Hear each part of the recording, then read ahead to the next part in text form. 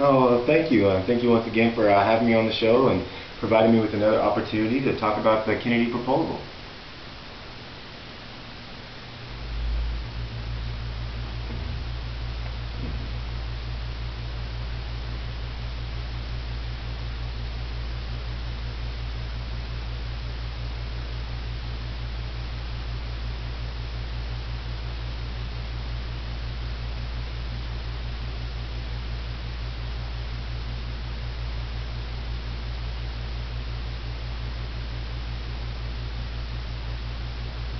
Well, last week, Representative John Conyers, he's the top Democrat in the House Judiciary Committee, and he sent a letter to the top Republican asking that there be hearings on college sports and the antitrust issues, as well as regarding the due process for the student athletes in the National Collegiate Athletic Association, or better known as the NCAA. So that's one of the things that's big right now, is that is that the key is that he didn't ask for a hearing, is that in his letter he asked for hearings. So that's plural, that's at least two. And then with conference realignment, there's been a little bit of rumors that Senator Mitch McConnell may have gotten involved with the Big 12 accepting Louisville instead of accepting, I believe, West Virginia. And so some of the senators from West Virginia are now saying that there should be a full Senate investigation regarding the conference realignment. So you see that now we have it both going in the House and the Senate, that this issue is being addressed, and we are working on a strategic plan to be involved and make sure that we are at the hearings to testify regarding the matter.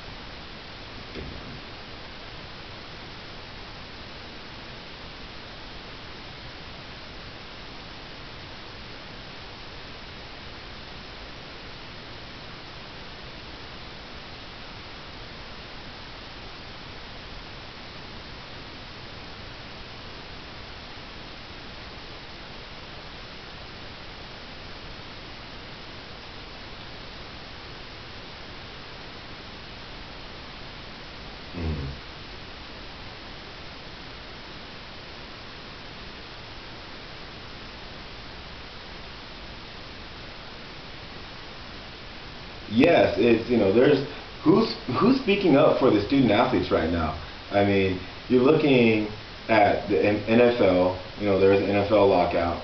They have a players union. Look at the NBA. They're in a lockout. They have a players union. There isn't a players union for the student athletes, and that's the main reason why you hear President Emmer of the NCAA talking all the time, is because he makes it very clear to say that student athletes are not employees. Now, granted, those exact same student athletes are generating billions of dollars for the universities. They're giving coaches $4.5 million salaries, $1 million bonuses, and they're giving the presidents $1 million contracts as well. That's what those student athletes are producing. But in the end, in legalese, they are not employees of the university, so they are not entitled to speak up for themselves in that sense. Now they can, by taking the grassroots effort, boycotting, doing things of that nature. I do believe that there is actually a petition right now to President Emmer from some of the student athletes and the NCPA asking to get a pie of the television revenue. Now where that goes and where that is right now, there's going to be some movement with that. But considering that these student athletes are not employees, no one is speaking up for them. No one is taking the initiative for them over there in DC. One thing that you mentioned, the FCS, the Division twos. That's what Representative John Conyers. That's what he brought up. The smaller colleges, the historically black colleges and universities. And then you see here that Commissioner Thompson, they're literally trying to have a national super football conference with about 28 to 30 teams, so they can get an automatic qualifier into the Bowl Championship Series. And then when you think about it, it's like an automatic qualifier gets what, 24.8 million or so. So I mean, there's 30 teams, and they're going to split up 24.8 million. So right now, the commissioner, those three commissioners, and you're looking at Boise State going into the Big East. But last time I checked, Boise State's in southern Idaho, and they're trying to, you know what I'm saying? They're trying to compete with teams that are all the way over there on the East Coast.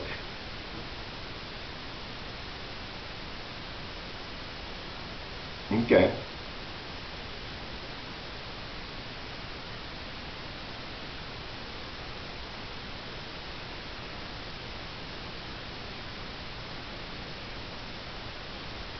Okay.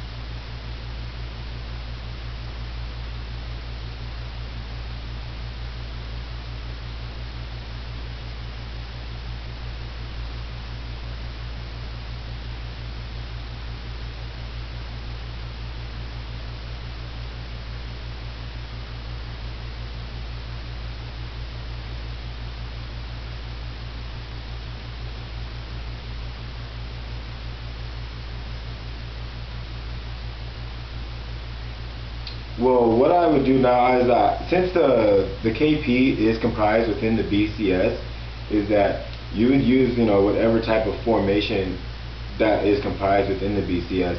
The thing is that with football, it's a little bit different than the other sports. I mean, we could move it to 12 teams and have 11 automatic qualifiers, and then have Notre Dame getting that bone. But you'd also have to have Notre Dame competing against BYU, Army, and Navy, because those are all independents as well. Now currently in 2009, when they all signed the contract, Nebraska was a part of the Big 12. So what we had 6 automatic qualifiers and then 4 at-large bids, and so therefore we expanded the current 2-team tournament into a 10-team tournament. And you see Dan Wessel, one of the Yahoo writers, he's been advocating for a 16-team playoff for a very long time. And I just read something the other day that he says, well, now, because of conference shakeout, we should kind of wait and see about which plan that we're going to implement. He kind of backed off from the 16-team playoff. Not us. We're not backing off from our same 10-team proposal that we have. It's because all these changes that they're doing, they're still using the BCS. So all we have to do when they make those little minor switches, that's what we do.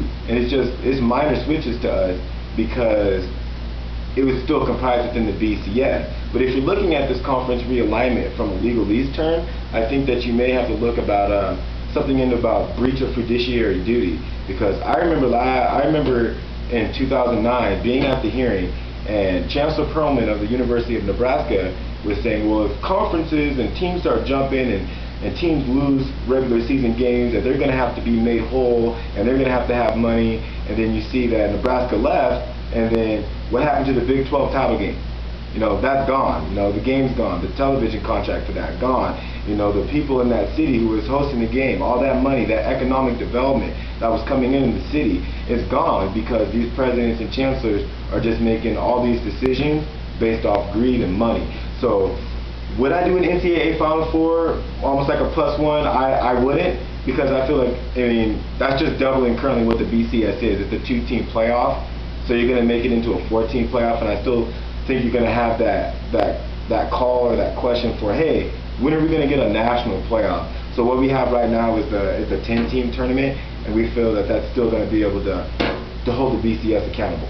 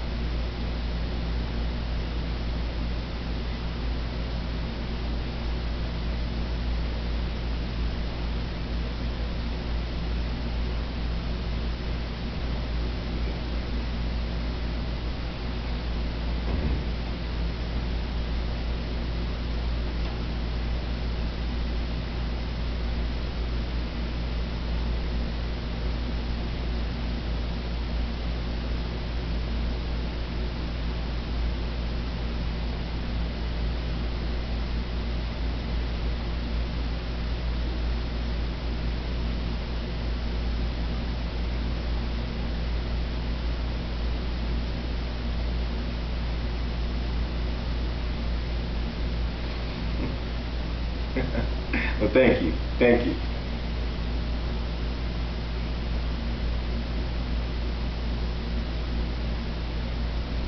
Mm.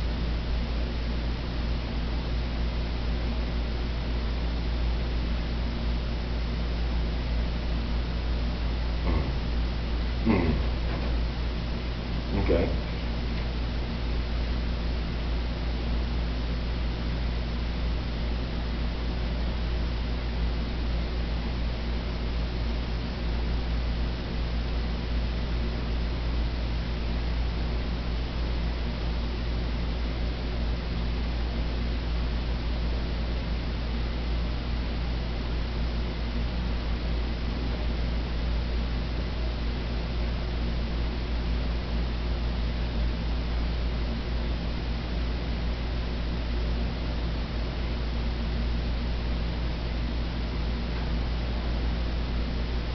Mm-hmm.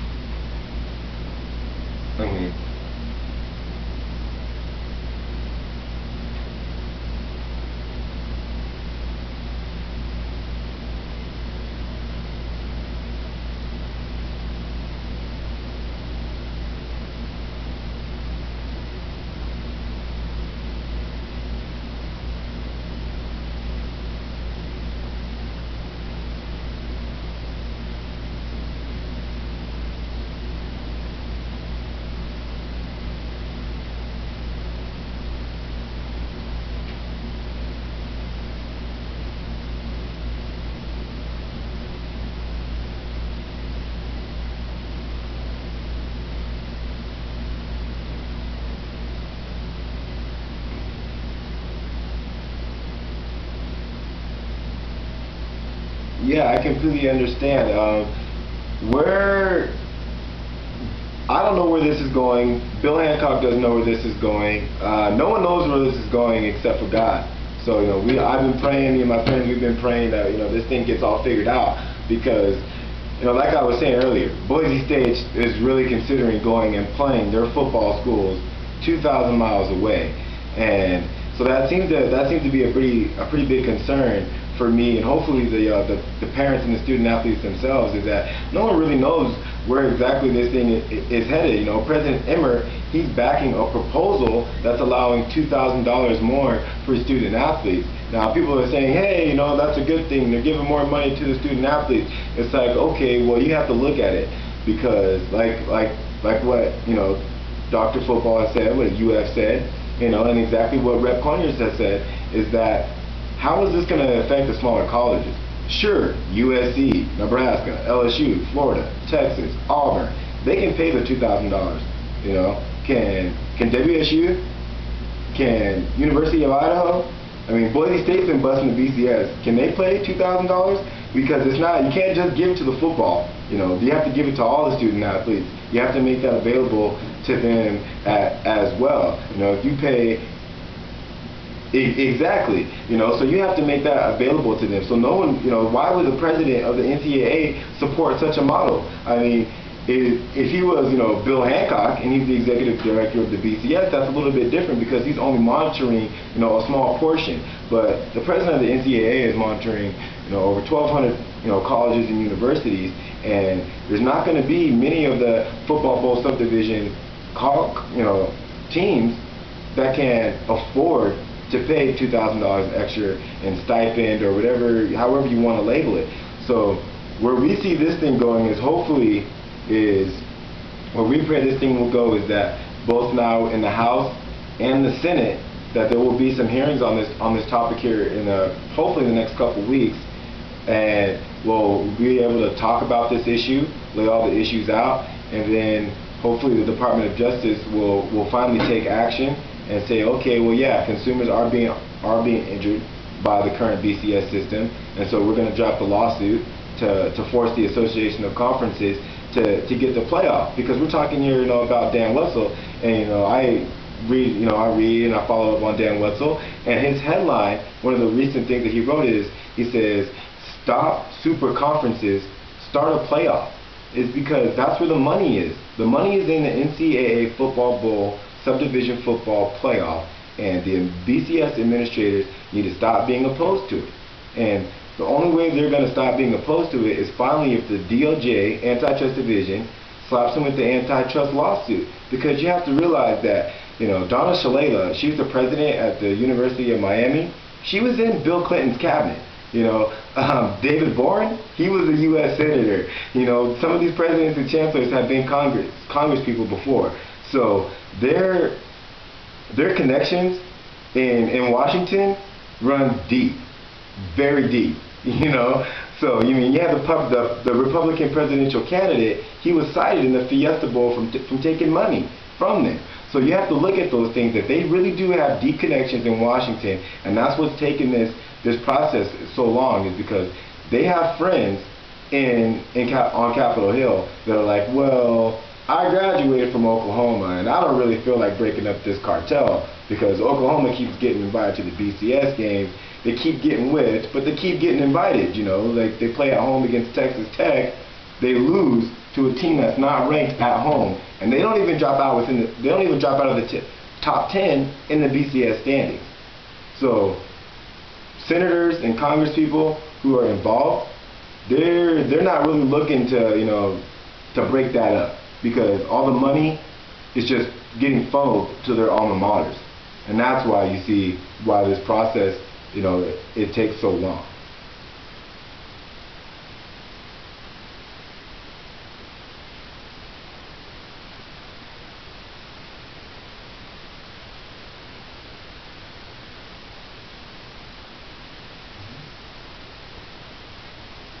Mm-hmm.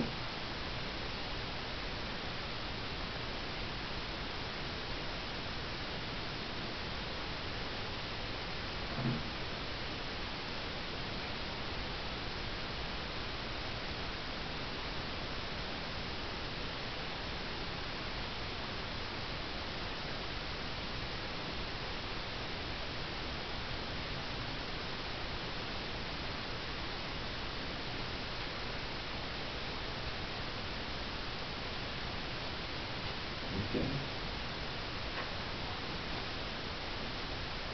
Okay.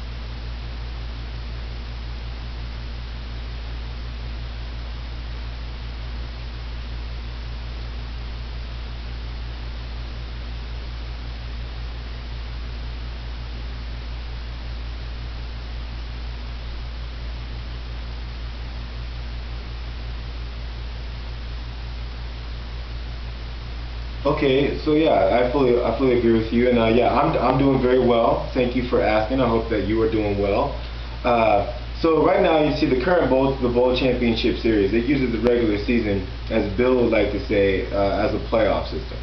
So they're taking 120 teams and they're choosing two to compete for their national championship. Two.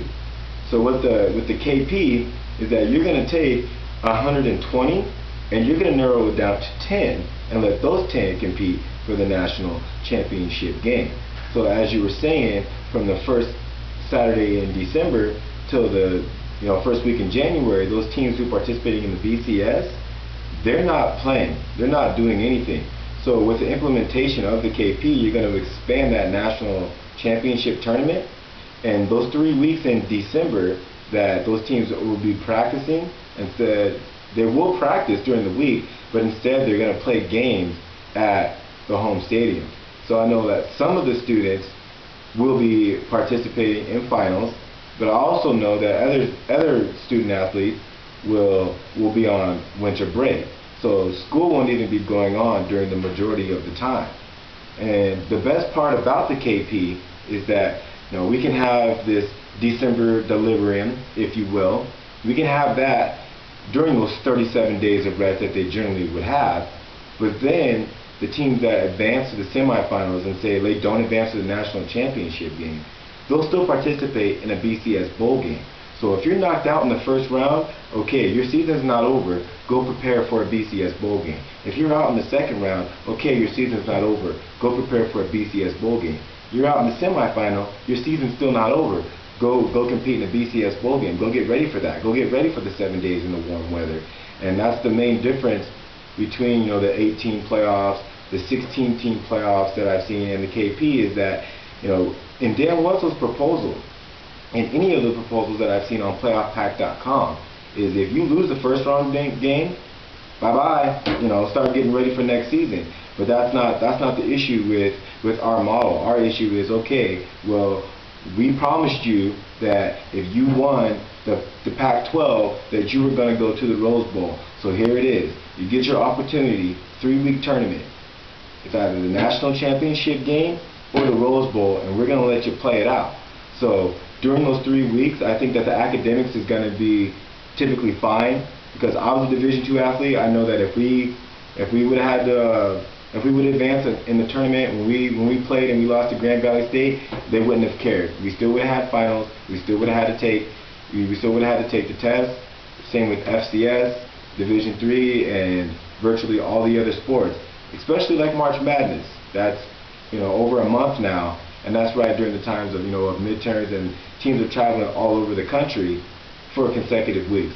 So I think that the academics is going to be taken care of, and I think it'll be fine. And additionally, if players become ineligible because they didn't pass that final test, or for whatever reason, if they become academically ineligible, and let's say they find out during the semifinal round, that means no semifinal game for you. That means no BCS bowl game for you. You get to stay at home and you get to watch your buddies on TV.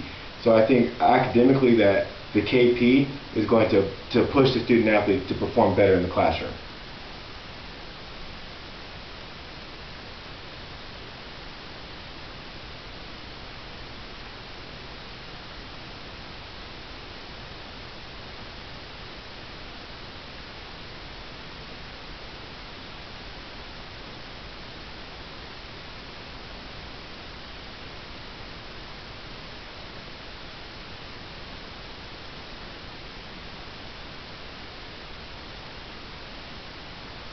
Mm-hmm. Exactly.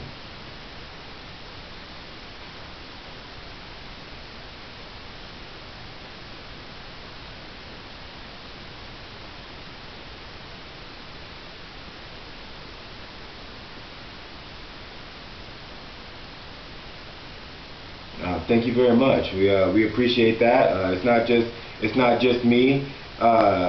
There's other people now who are starting to get involved, and they're taking binders around and they're asking people for signatures in favor of the KP. So it has extended beyond myself, and I'm very grateful and very blessed for those people who are a part of it.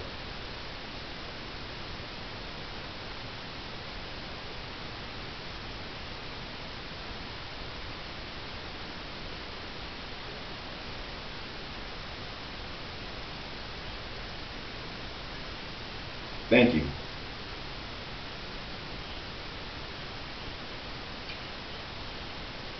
All right. Okay.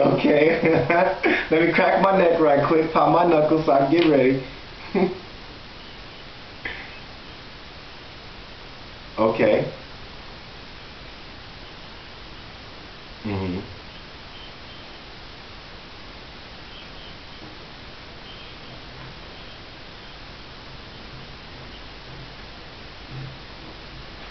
Okay.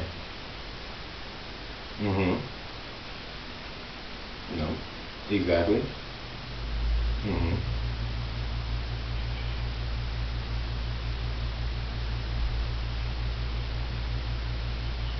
Mhm.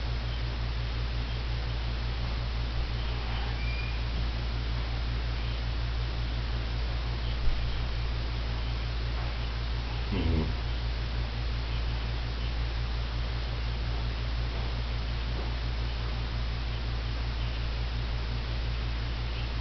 Correct. Mhm.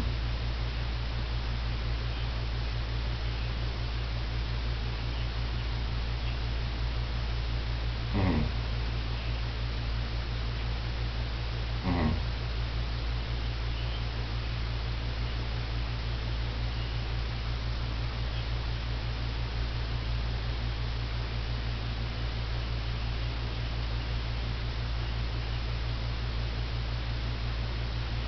Mhm. No. Mhm.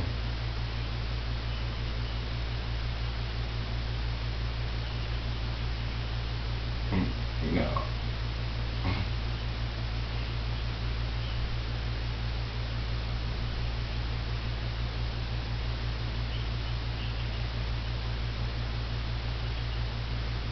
Mhm.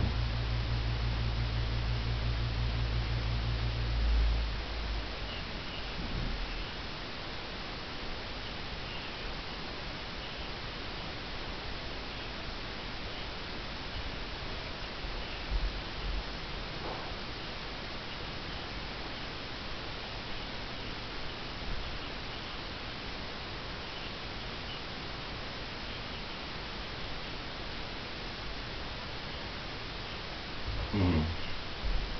Correct.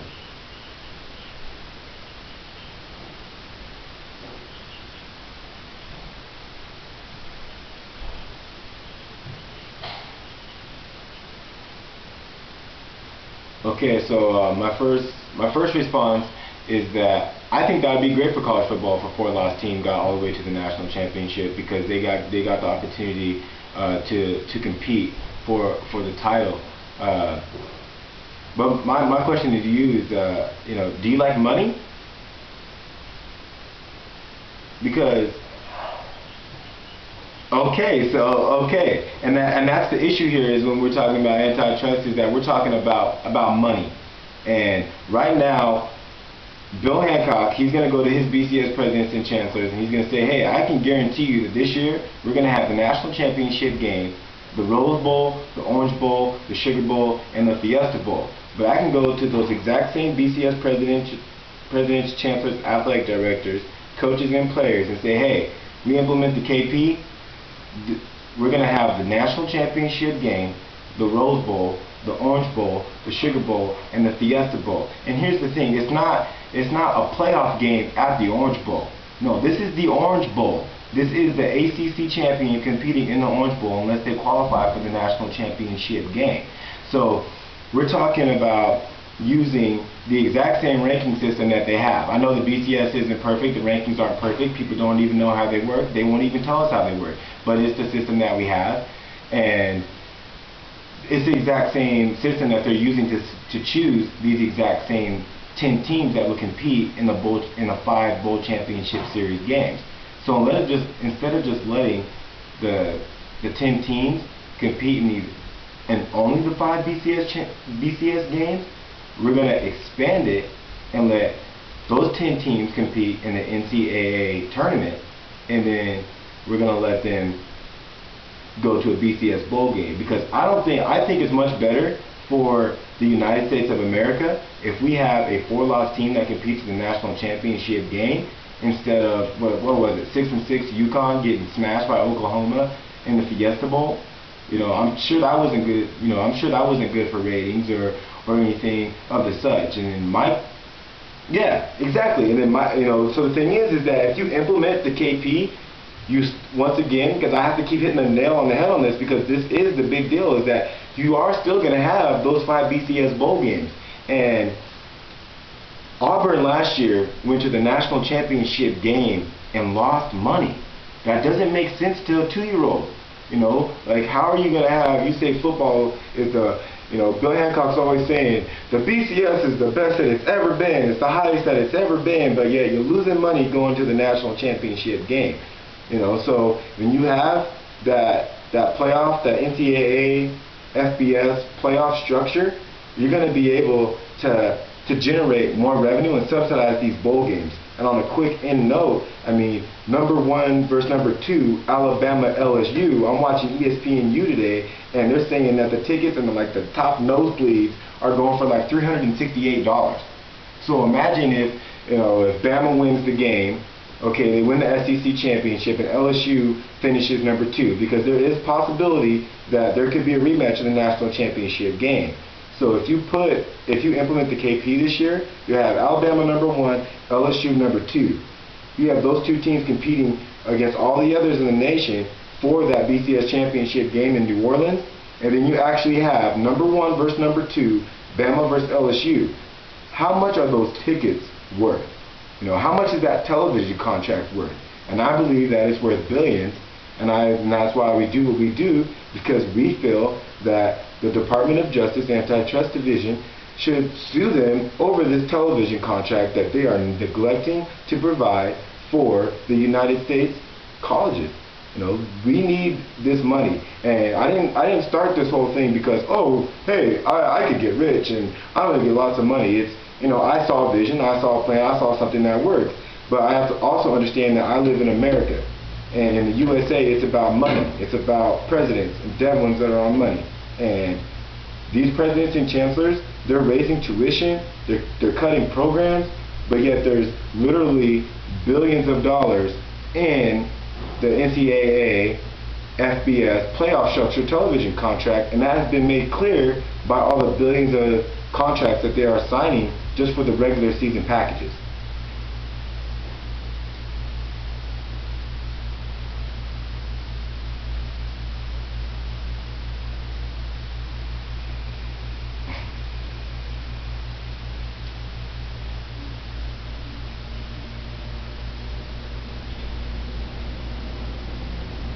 Correct. Correct. Mm-hmm.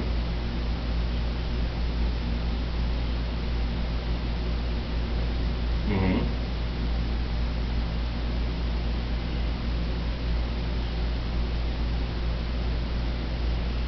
Mm-hmm.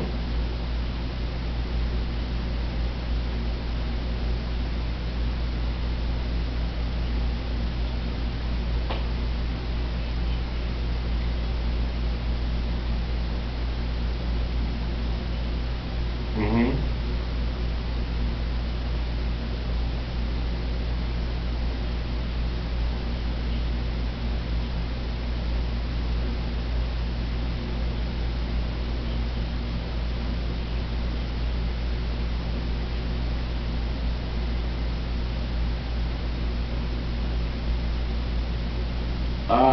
I don't know about this whole free ride thing that everybody keeps talking about, man. I mean, Jim Tressel got fired or he resigned from Ohio State, and he had full benefits when he resigned after he cheated and lied to the NCAA.